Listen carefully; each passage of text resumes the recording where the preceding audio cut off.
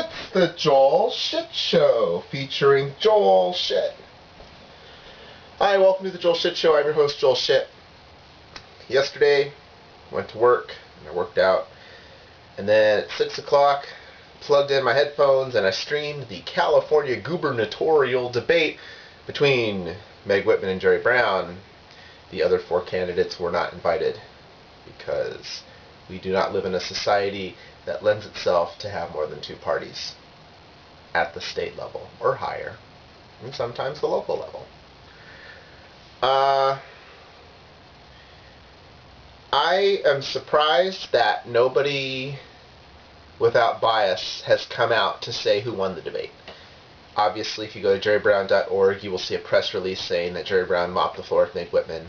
And I'm sure if you go to whatever Meg Whitman's website is, that she probably says the same thing. But having watched the debate, it is hard for me to understand why someone would vote for Meg Whitman unless it's because they don't want Jerry Brown to win. So I will again bring you my favorite axiom about voting that I will never get tired of saying. You have one vote, just like everybody else. Voting for Meg Whitman just because she's not Jerry Brown is stupid. If Meg Whitman loses by one vote, give me a call. I'll take you out to dinner. We'll figure something out. People act as if their vote counts more than everyone else's. It's because we can't do math. Everything in life is because we can't do math. The reason why cities are more liberal than rural areas is because people don't understand how economy of scale works. And when you live in a city, you can see what power large groups of people have for working together. And it is why liberal causes do better in large cities, because you can see the results. Buses. Oh, well, if we all get on this one vehicle, we don't all need our own car. In the middle of Kentucky, that makes no sense. It's all about math. Of course I thought Jerry Brown beat Meg Whitman to a bloody pulp. I was predisposed to think that. Nothing happened today last night that caused me to change my opinion of that. It was just like when I was at Hitachi, and I would sit down with my old manager Olivier and Megan, our HR rep, and I would say, here's a list of all the things that I did, and here are all the things that my manager is saying that aren't true, and here is proof that the things about me that he's saying are not true, and if you have any questions, I can answer all of them. Logic, logic, logic. And then Olivier would repeat himself over and over and over again until we stopped asking him follow-up questions. And he would say things that were blatantly not true, but consistent within the message that he was trying to give, that Joel doesn't know what he's doing and we need to fire him. And it worked. I don't know that Megan is going to vote for Meg Whitman, but it would not surprise me if she did. What is the point of all this? The point is, if you rely on logic, you are not going to win unless you are Japan. And this is not Japan. So, I do not feel any more confident now that Jerry Brown is going to win. I still think he will, but I don't feel that it is any more likely than it was before. Because nothing there is going to cause anybody to change his or her mind. And I don't know what either of them could do that would cause someone to change their mind. Is there anything Meg Whitman could say that would cause me to vote for her? Probably not.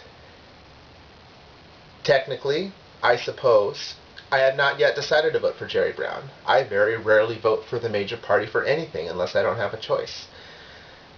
After all, if Jerry Brown loses by one vote, it's not my fault. Someone will take me out to dinner and we'll talk about it.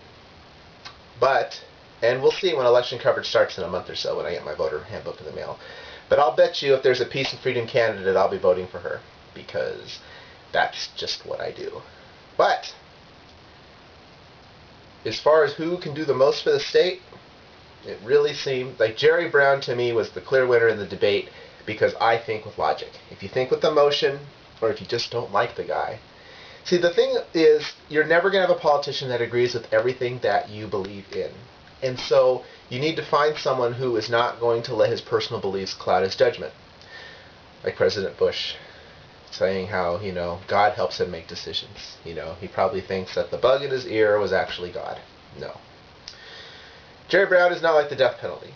However, he's not going to keep it from happening. Jerry Brown didn't like Prop 13, but when it passed, he did things for the state as much as he could to keep the state going. Just because I don't agree with somebody doesn't mean I don't want to hang out with them. Just because I don't like somebody doesn't mean that I'm going to do what I can to screw them. I don't have time for that shit. I know a lot of people think that way. I know more people think about that way now than they ever have before, because we live in a society that rewards people for being themselves, and we tell everyone to think for themselves, and you can customize everything, whether it's software or a car or whatever, to be just the way that you like it. We don't all work with the same tools. We have customized everything, and so people have a sense of entitlement they didn't have before. That's fine. That's just the way society is. Not trying to change that. But the point here is that if you want someone who accurately reflects what you believe in, then they're not going to be accurately reflecting what anybody else believes in. And that means that your candidate is never going to win because no one else is going to vote for them. So instead, you need to look at a candidate who's going to do the job right. Jerry Brown, well, let's take a step back. Why do people allow themselves to be corrupted? Generally, it's money. What do you need money for? So when you retire, you can be rich and live on a tropical island or whatever it is you want to do with your money, right? Jerry Brown is 72. He doesn't need money. You can't take it with you. Meg apparently doesn't need money either because she spent $120 million on the campaign. But she seems to want to help certain people more than others. Jerry Brown seems to want to help everyone. I suppose you could sum it all up into that one statement. Why did I put it at the end of the episode? Because that's how good television works. That's all the time we have today. Visit us on the web at joelshitshow.com. Email joel@joelshitshow.com.